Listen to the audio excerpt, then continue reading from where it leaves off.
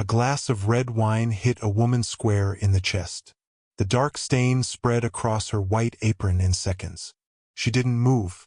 She just stood there, frozen, holding an empty serving tray.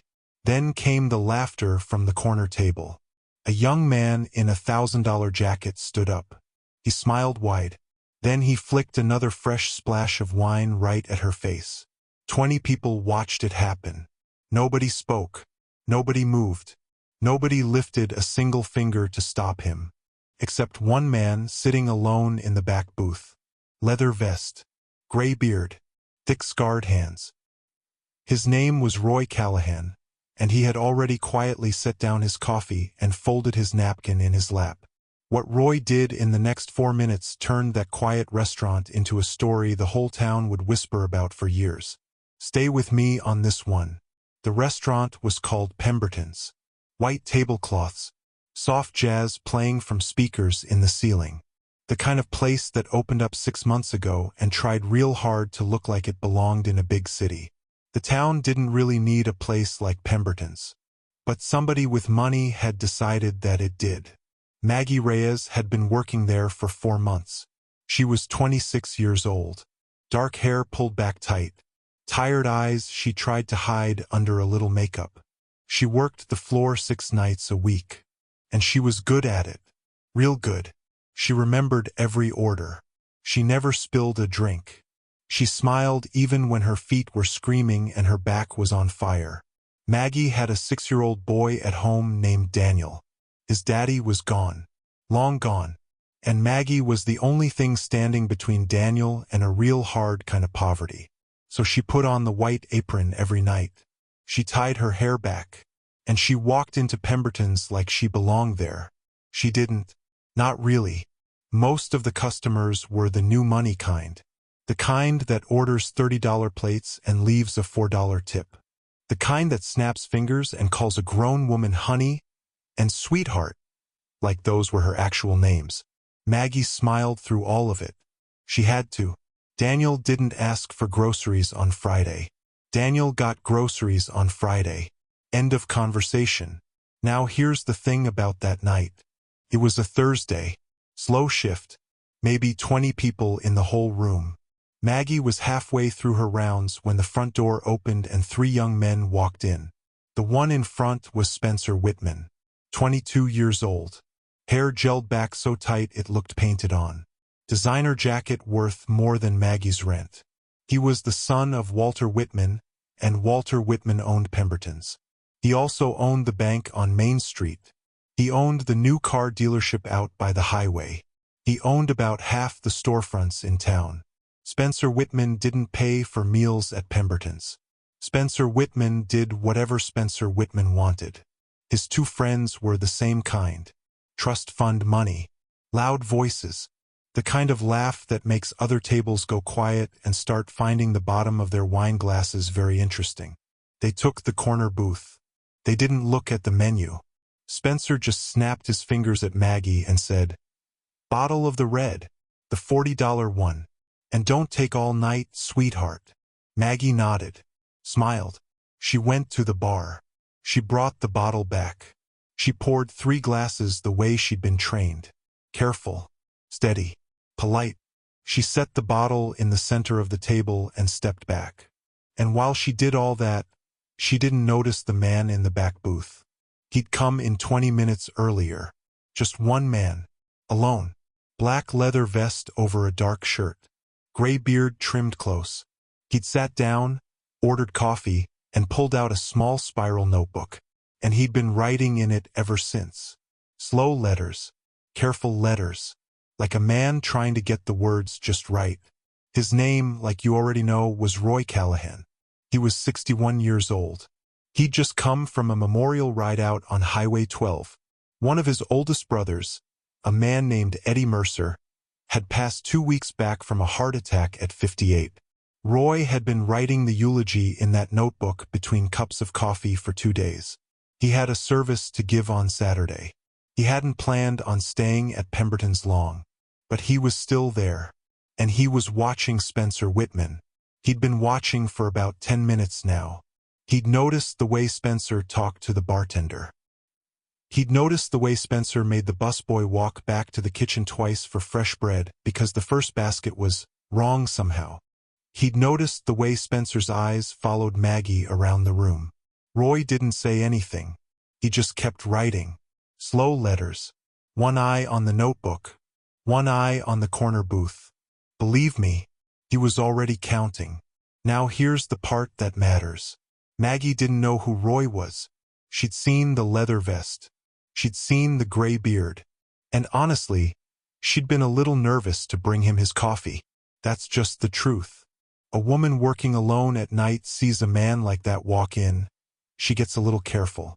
Roy had thanked her quietly, tipped her $3 on a $4 cup of coffee, and gone back to his writing. That was the moment Maggie decided he was safe. $3 on a $4 coffee. A man like that. She filed it away. She kept working. And then Spencer Whitman snapped his fingers again. Louder this time. Sweetheart. Over here. Right now. Maggie turned. She walked toward the corner booth. She had no idea what was about to happen. The corner booth was 8 tables away. By the time Maggie got there, Spencer's 2 friends were already snickering into their hands. Spin around, Spencer said. Maggie didn't understand.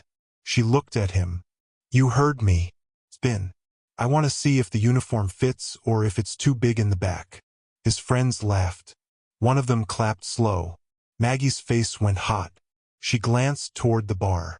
The manager, a thin, nervous man named Carl, was wiping down a glass. He saw the whole thing. He looked away. Maggie turned a slow half-circle. Her hands were shaking. She came back around to face Spencer. Cute, Spencer said. Now, where's our bread? It's coming, sir. The kitchen is making a fresh batch. Fresh batch. Listen to her. Fresh batch. Spencer raised his wine glass. Do you know how much my father paid for those ovens, sweetheart? You should be able to make me bread in about 2 minutes. Maggie just nodded. Yes, sir. I'm sorry, sir. Sorry doesn't fill my stomach. Sorry doesn't get me my bread. He swirled the wine in his glass. He looked at his friends. He looked back at Maggie. And then, real slow, real deliberate, he tipped the glass forward. Wine spilled out the front of it. Most of it caught Maggie square in the chest. Red on white apron. The stain spread out fast. He set the glass down. Oops. Look at that. I'm so clumsy. Be a dear and clean that up before it gets on my jacket. Maggie didn't move. She couldn't. Her brain was trying to catch up. Did you hear me? Clean it up. He pointed at the wet floor under the table. Down on your knees, sweetheart. Right there. That's when something inside Maggie tried to push back. Just a little. She said, Sir, I'll get a towel from the kitchen. Spencer stood up. Slow. He picked up the wine bottle. He poured another fresh glass right in front of her. He held it up, and then he flicked it. Wine hit her face. A splash across her cheek and her mouth and her eye. She tasted it. She felt it run down her chin. You'll get a towel, Spencer said. When I tell you to get a towel. His friends were laughing so hard one of them had tears in his eyes. 20 people watched it happen. 2 couples by the window pretended to read the dessert menu. A businessman in the middle of the room suddenly needed to check his phone real bad. An older woman at table 6 just stared at her plate. Carl, the manager, finally walked over. He didn't look at Spencer. He looked at Maggie. Maggie, honey, you need to be more careful around our special guests. Mr. Whitman, I'm so sorry. Maggie will get this cleaned up right now. The wine is on the house. Of course. Maggie's mouth opened. She wanted to say something. Anything. But Carl gave her the look. The look that meant, you make this worse, you don't have a job tomorrow. And tomorrow there's no rent. And next week there's no groceries for Daniel. Maggie reached for her apron strings. She started to untie them. Her hands were still shaking, but now her jaw was tight. Where do you think you're going? Spencer said. Bathroom. To clean up. I didn't say you could leave. His hand shot out. He caught her wrist. He squeezed. Hard. Maggie made a small sound. It wasn't a scream. It was smaller than a scream. It was the sound of a woman who had learned a long time ago not to scream. That's when the man in the back booth stood up. It wasn't loud. It wasn't dramatic. Roy Callahan set down his pen. He closed his notebook. He slid out of his booth. And he started walking toward the corner. Spencer's friends saw him first.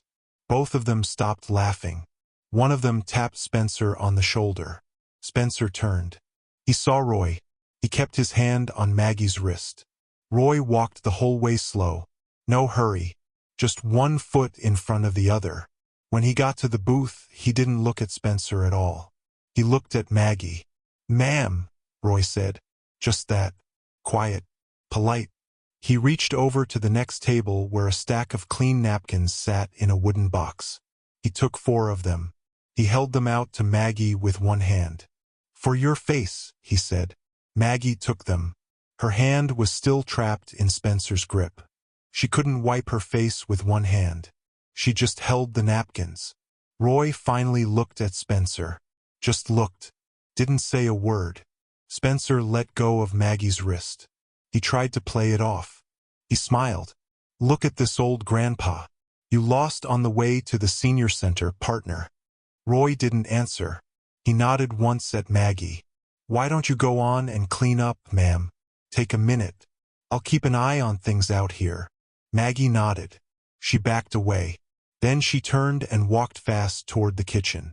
Spencer's mouth was open like he wanted to keep going. But Roy was just standing there. Not threatening. Not angry. Just standing. With those big scarred hands hanging easy at his sides. And those quiet eyes that had seen a lot of things in 61 years. "You done?" Roy said. Real soft. Spencer's 2 friends were already sliding out of the booth on the other side. One of them muttered, "Spence, let's just go." Spencer wiped the front of his jacket. "Yeah, whatever. Old freak." Roy nodded once. He turned. He walked back to his booth. He sat down. He opened his notebook. He picked up his pen. And just like that, it was over. You could feel the room exhale. The businessman went back to his phone. The couples by the window picked up their menus. Carl, the manager, wiped his forehead with a bar towel. Spencer sat back down. His friends sat back down. Spencer poured himself a fresh glass of wine and made a joke nobody laughed at. Roy sipped his coffee. He started writing again. 3 minutes passed. 4, 5, and the whole restaurant believed, in its bones, that the worst was behind them. But Spencer Whitman couldn't let it go. You could see it on his face. The way he kept glancing toward the back booth. The way his jaw kept working. He'd been embarrassed in front of his friends. By an old man in a leather vest. He'd been told to sit down and shut up without a single threat being spoken out loud. And his pride couldn't carry it. He stood up. His friends both said, "Spence, don't." He waved them off. He smoothed his jacket. And he walked the full length of the dining room. Slow. Like he wanted everyone to see him doing it. He stopped at Roy's booth. He leaned down. Both hands on the table. Right in Roy's face. "You like watching pretty waitresses, old man? Is that your thing? Maybe you should stick to the senior center. Or the prison yard. Wherever it is you came from." Roy kept writing. Slow letters. Spencer reached out. He flicked Roy's coffee mug with 2 fingers. The mug tipped. Coffee poured out across the table. It soaked into Roy's notebook. The eulogy. For Eddie. The thing Roy had been writing for 2 days. Roy stopped writing.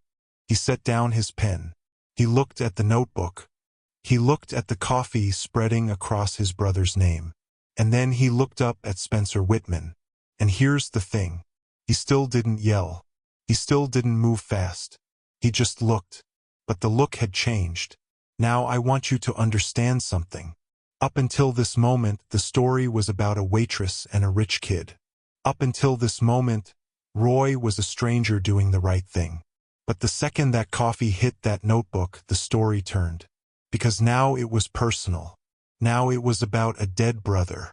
Now it was about a man who'd ridden 200 miles to write a eulogy for a friend, and a spoiled punk who'd just spit on it. It wasn't just one waitress anymore. It was something bigger. Roy stood up. Real slow.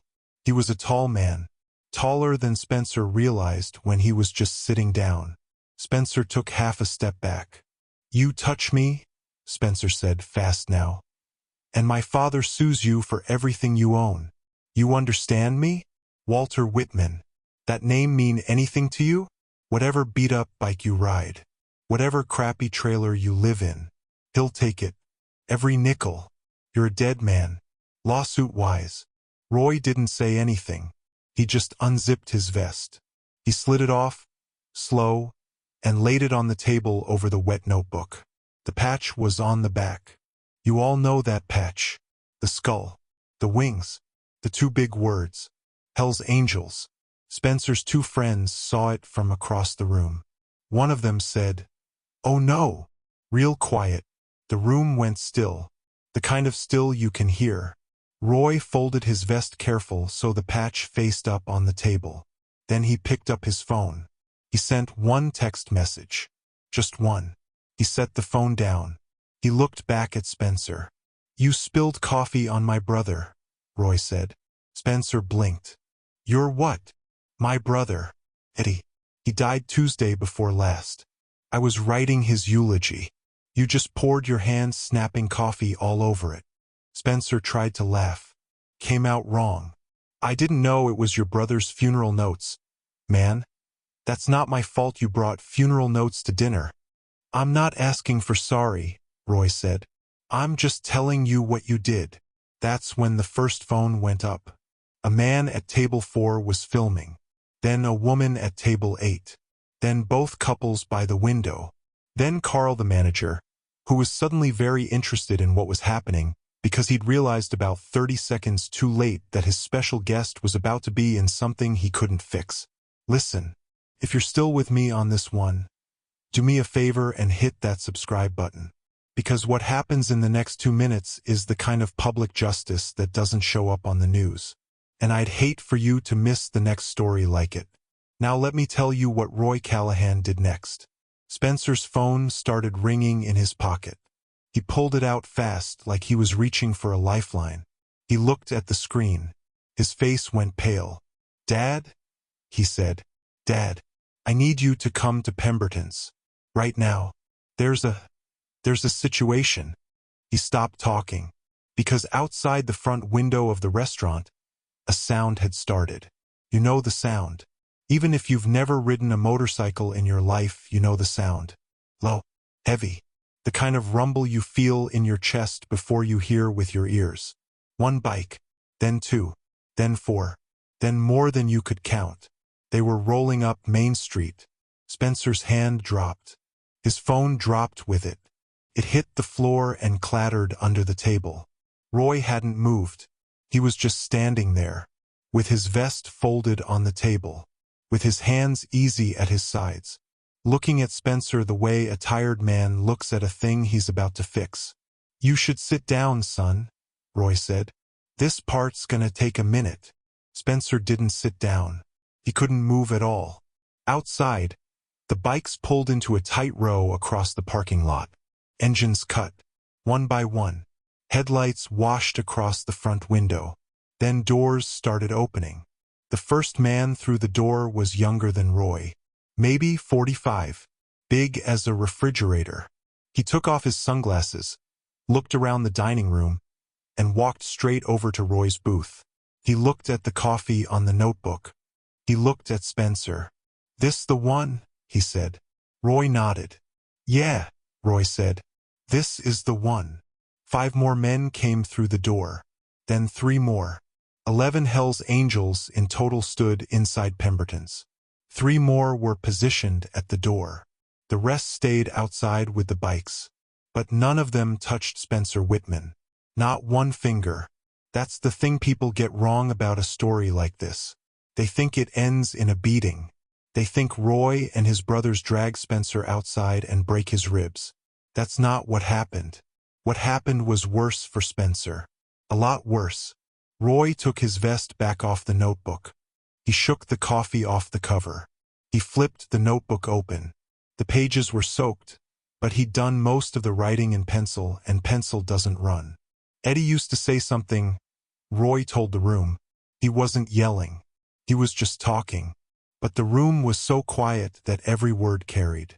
Eddie used to say, if you see something wrong and you don't stand up, you're part of it. You're not a witness. You're a participant. He turned and looked around at the other tables.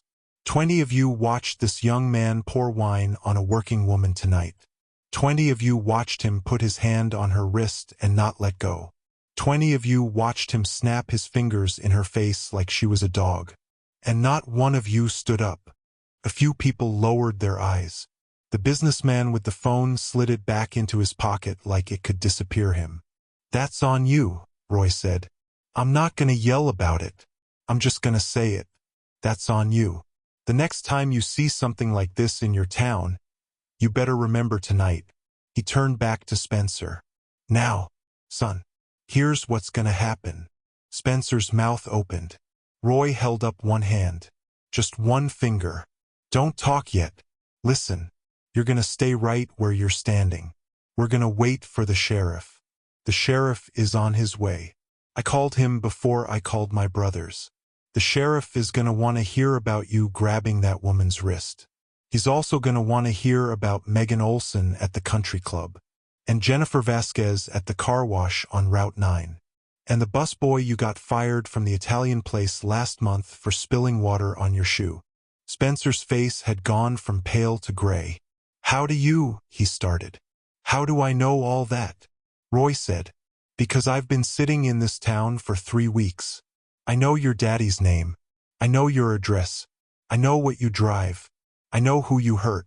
I know who got paid off. I came here tonight to write a eulogy and have a cup of coffee, because Eddie used to like this stretch of road.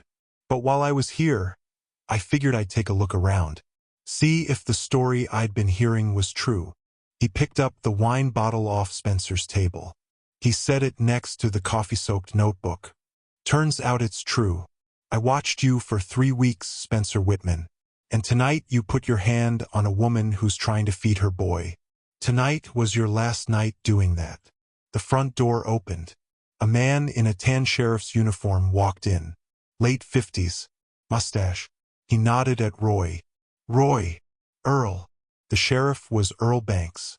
He and Roy had served together a long time ago. Before Roy was in the Angels. Before Earl was in the uniform. There was history there. The kind that didn't need explaining. Got the file you sent me, Sheriff Banks said. Read it twice.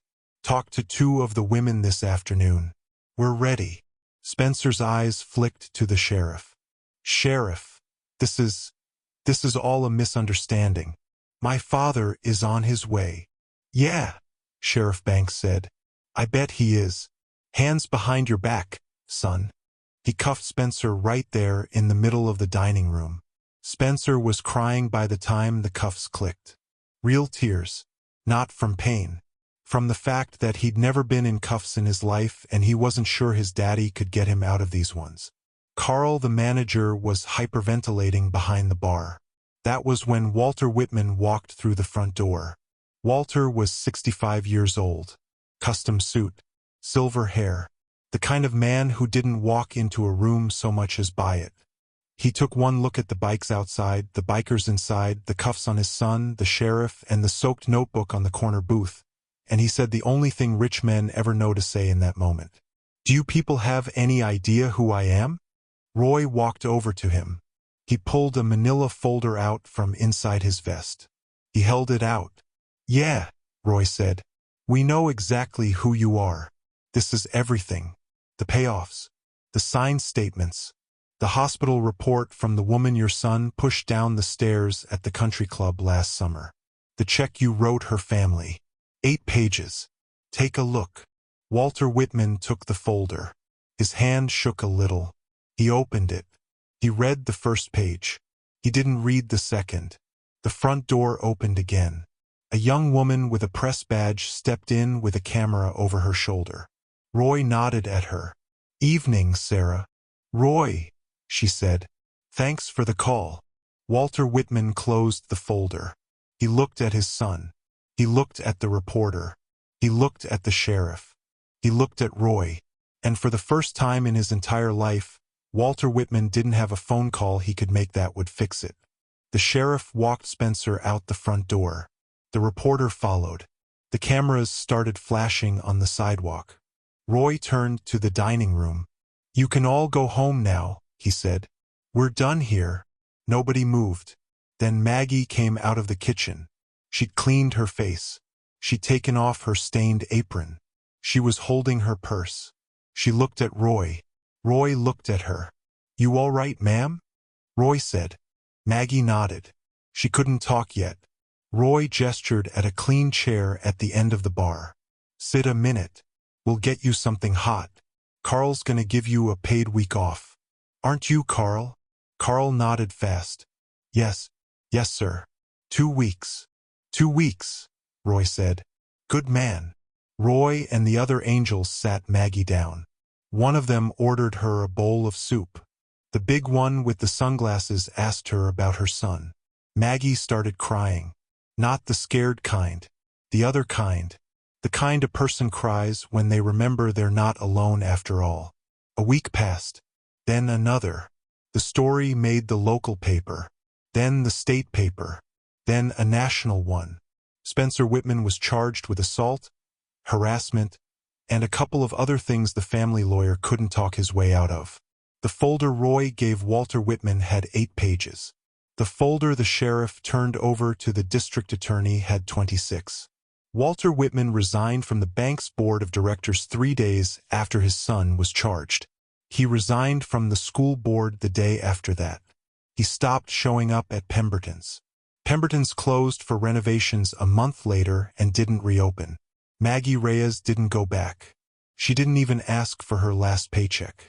She got a job at a little diner across town called Rosie's. Rosie was a woman in her 60s who'd been pouring coffee since she was 16 years old, and Rosie hired Maggie on the spot. No interview. Just took one look at her and said, "When can you start?" Maggie started the next morning. And on the 3rd Thursday, the door of Rosie's diner opened, and Roy Callahan walked in. Same leather vest.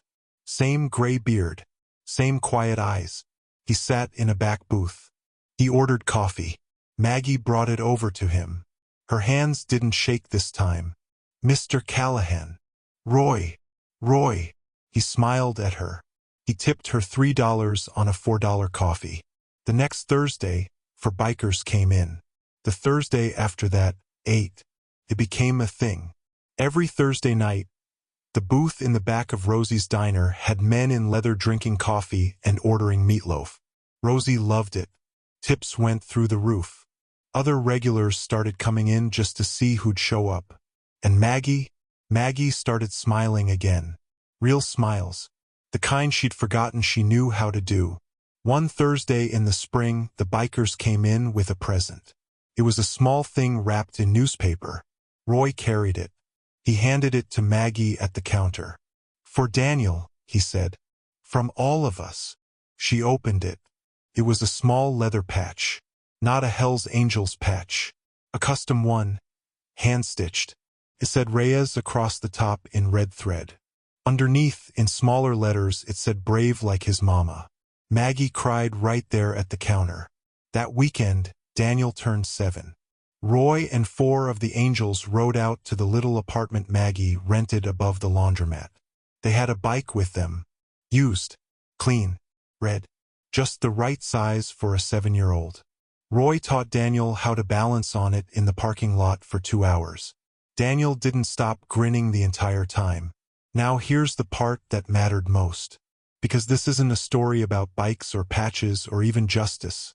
Really. It's a story about what a town learns when one man stands up. A month after that birthday, the businessman who'd hid behind his phone at Pemberton's stopped Roy on the sidewalk outside Rosie's diner. Just walked up. Stuck out his hand. "I was in there that night," he said. "I didn't do anything. I should have. I think about it every day." Roy shook his hand.